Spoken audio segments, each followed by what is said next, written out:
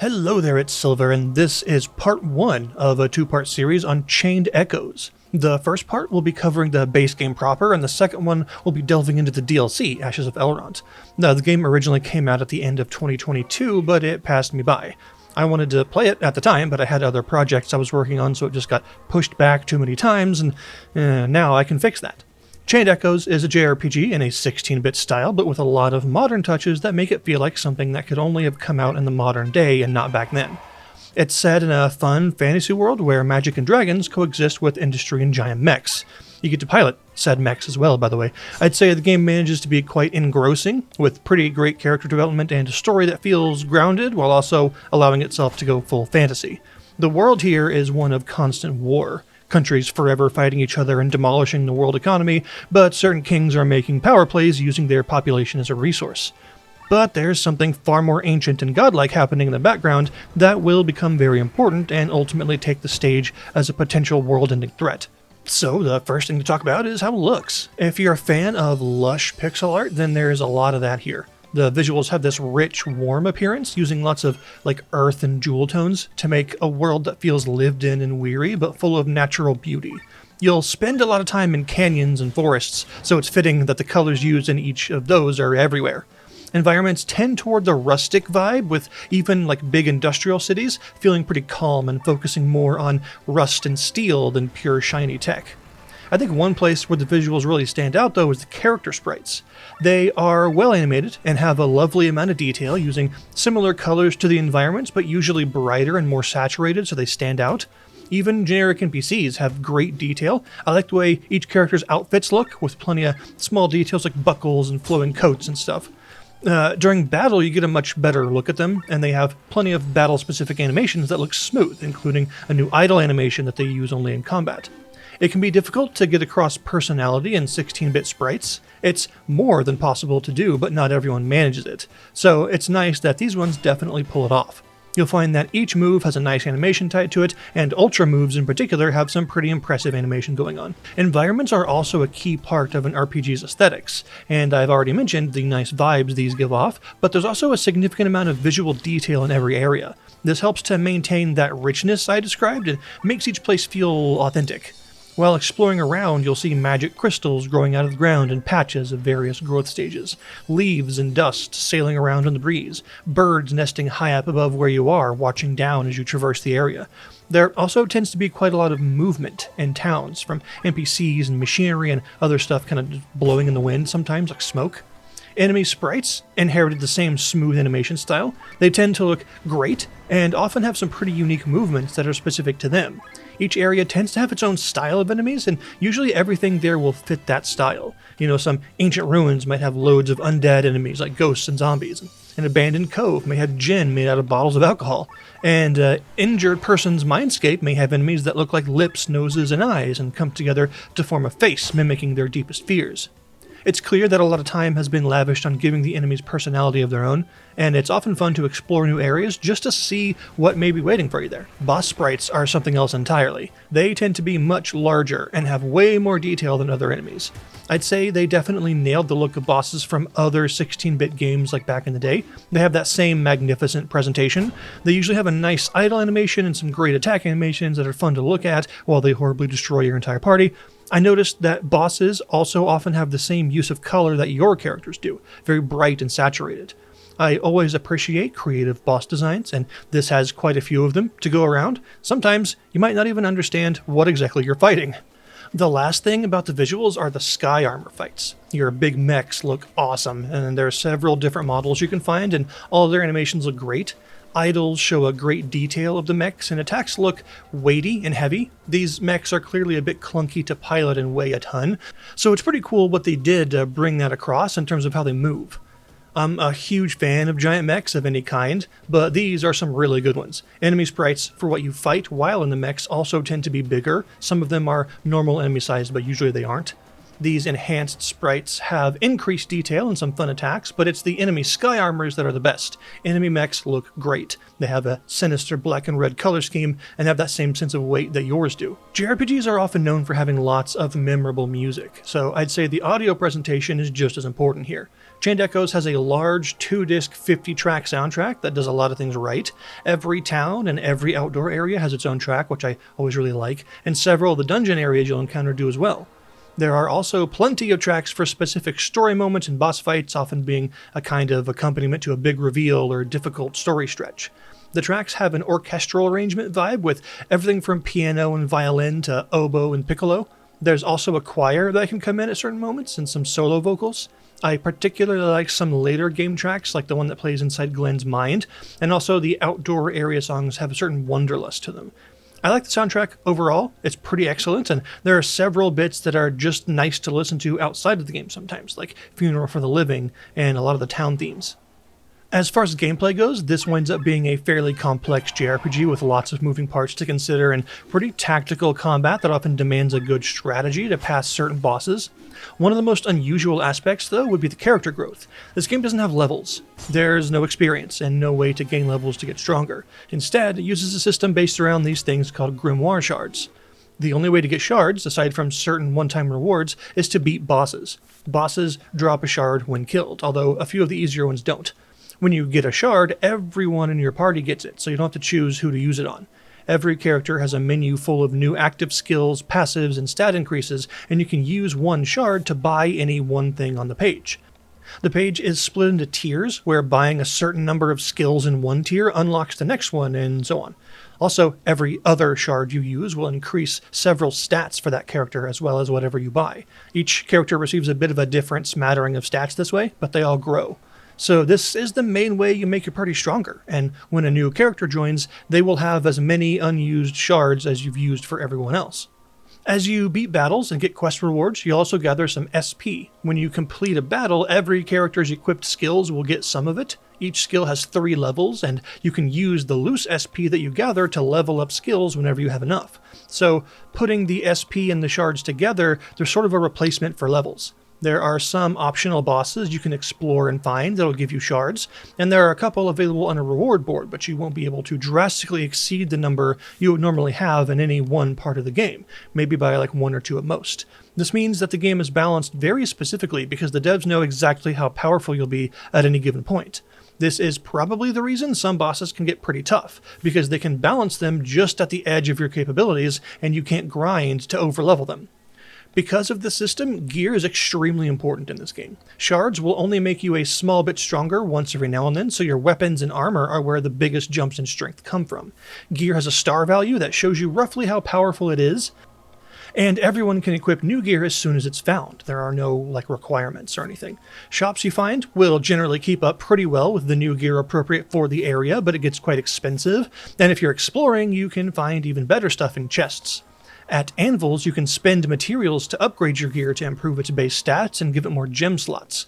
The upgrades are significant, so you definitely want them, but each new star rating will come along with increasingly exotic materials you need to upgrade them. Gems are also pretty important. While out exploring, you'll sometimes come across some big orange crystal formations. Poking it will give you a choice between 3 different crystals, of which you can pick 1. Then it'll present another 3 and let you pick again.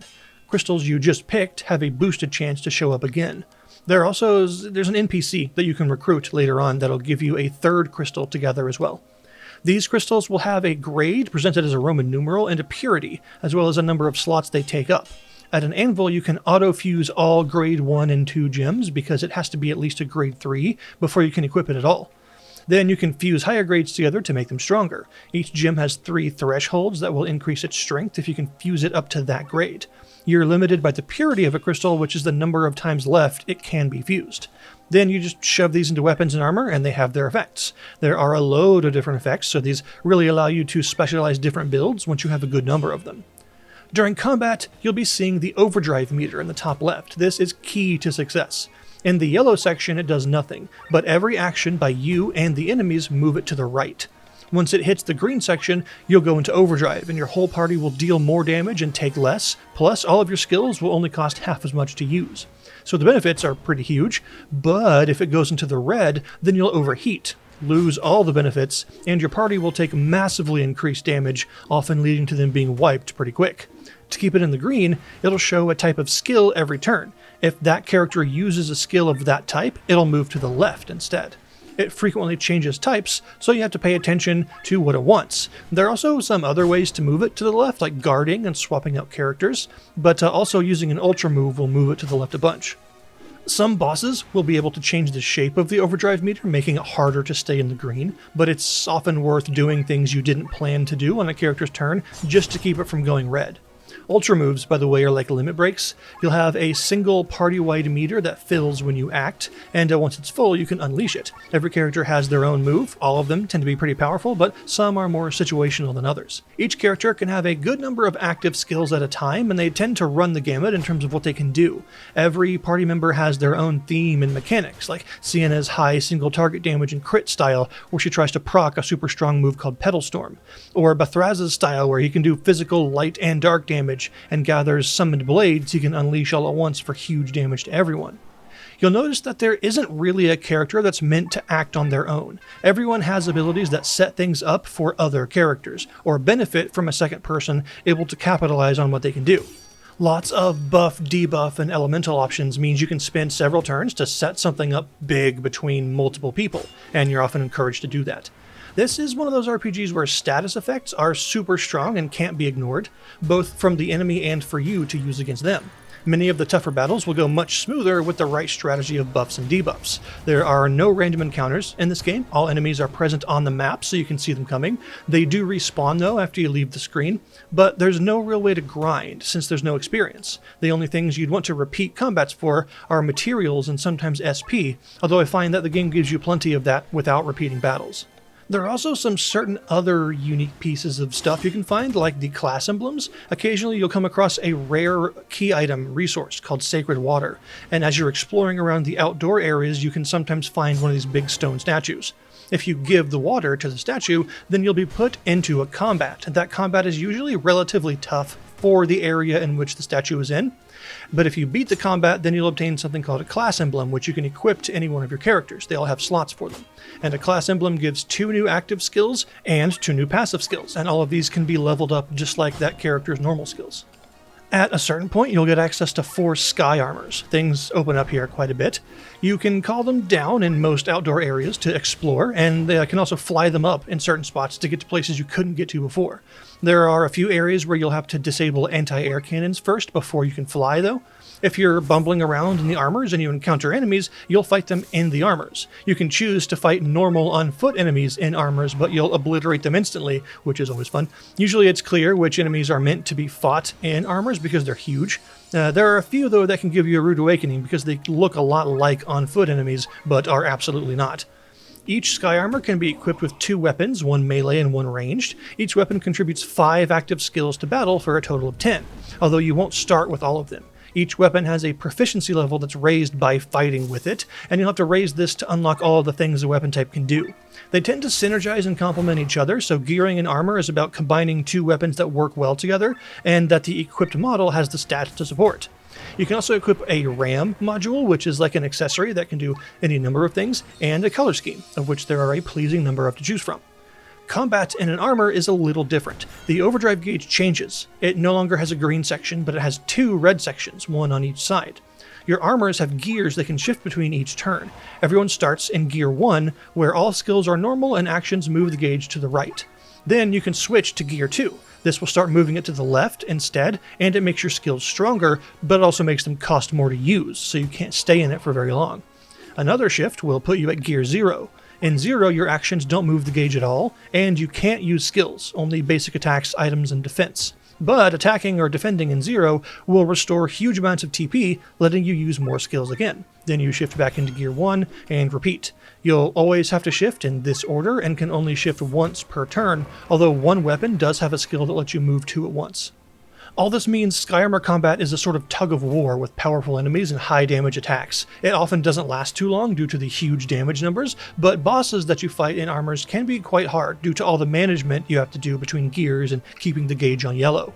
Armors are satisfying to use and explore with. I like the amount of stuff you can only find with them, and I like that combat feels sufficiently different in them to justify being a separate combat system. Finding new models and gear for them can be done in some shops for very high prices, but there are also chests in the world that look different from normal chests that will always contain stuff for them. Usually these chests are only reachable using them in the first place. There may also be some legendary ancient models you can side quest for late in the game. So I think at this point I do have to mention something divisive about this game. The combat is very slow. Combat takes a long time, and it really pads out the runtime quite a bit due to the amount and length of battles. Slow combat is a common criticism of JRPGs by those that don't really enjoy them, but usually it's because you have a whoosh into combat, and then the screen pans across the party, and then the actual fight happens, and then there's some victory posing and fanfare, and the results in loot screen, and after all that, you're back in control. So most RPGs have this problem due to all the stuff surrounding the battles making them take longer. However, this game, the in and out of combat is actually very fast. It's the battle itself where the length comes from. Enemies in this game have a lot of health. It takes a while to down them. Downing them faster requires you to use multiple turns to set up a combo, and that also takes a long time. Basically, just killing things in this game is quite slow. It doesn't really bother me that much personally, but even I can see how it would be an issue for people. Sometimes going through areas can be a complete slog due to the number and duration of battles. It's not uncommon to go through a dungeon area with enemies appropriate for your strength and have each battle take 2 or 3 minutes. With 3 or 4 battles per screen and 9 screens worth of dungeon to go through, you can see how that might annoy people sometimes. Some bosses, between the intro cinematic, the fight, and then the after scene, can easily take 20 plus minutes every time. So I guess that's something to mention. It's not so bad as to drag the game down drastically if you're already enjoying it, but if you're particularly sensitive to slow progression and sluggish combat, this game might present too much of it for you. Your combat party is 8 people, 4 who join the battle at the start, and the other 4 can be switched in on someone's turn. However, you have to choose which character is attached to which. You can't switch them anywhere. This certainly gives you a lot of options, and some fights are clearly geared towards using more than 4 characters. In fact, there's a debuff called Staggered that causes that person to become unable to act at all for many turns, but can be cured instantly by switching them out. There are quite a few more than 8 playable characters as well, so you'll be able to form lots of different parties if you'd like. Without spoiling the story, I think it's quite good for the most part. It's a classic yarn of a power-hungry king doing anything to seize his enemies' territories, and there are some interesting and unexpected elements mixed in though. Character development is a hard thing to do in a game with this many characters, but it does an admirable job. It tends to give several moments for each person to expand on their backstories and explain why they're here. I like the way it kind of goes by chapters, each chapter relating to fleshing out 1 or 2 people specifically, then eventually a huge revelation and a party-wide bit of development, and then the act ends and you start a new one. Unavoidably, with this many, there are some characters that get more of a payoff and more detailed development than others. Some, especially those who join in the late end of the game, don't really bring a lot to the party, and it's a little confusing as to why they show up. The main character, though, is the one I have the biggest problem with. I like a lot of the others and feel invested in the journey, but he's a bit different. For the vast majority of the game, he kind of feels like an uncharacter, not really responding to much, not really having any opinions, and not really having any goals or motivations to do anything. When you create the Crimson Wings and start hiring people, he doesn't feel like any kind of leader, and overall tends to run from any and all responsibility. I know that being a charismatic leader is part of his development. He does become a more believable person eventually, but it takes forever, and he spends all the time getting there as someone who basically had no agency or reason to be a part of the story at all. Chained Echoes is the kind of RPG that's been made with a tremendous amount of passion, and it shows in every aspect of the game. From characters that get a decent amount of complexity during the story, to combat that feels strategic and full of mechanics to help it feel substantial. It's an expansive world to explore with lots of places to see, and giant mechs are, as always, a standout feature that's a lot of fun. It also has some of the pitfalls that come with that passion. The complex combat filled with ideas is nice, but it's not always going to stick for everyone. The sheer number of party members that you come up with is impressive, but it means they aren't all equally developed. The story, trying to develop everyone and have important beats for the whole party, the world, and the villains, is kinda everywhere sometimes. Much of it lands pretty well, but some of the jumping around can be a bit confusing, and sometimes so many things are happening at once, it's hard to keep track of what the game would rather you focus on. It's a game with plenty to like, and some flaws, mostly down to the passion of its creator overflowing and not always having a good place to go. I think it's very well worth its asking price, as there's a ton of gameplay here, usually around 30 to 40 hours for most people. If you enjoy JRPGs and can handle slower paced combat, there's a good story with fun characters here that you'll probably remember after the credits roll. Next time, I'll take a good look at the DLC and we'll see what that's like. It even has a new character, ooh.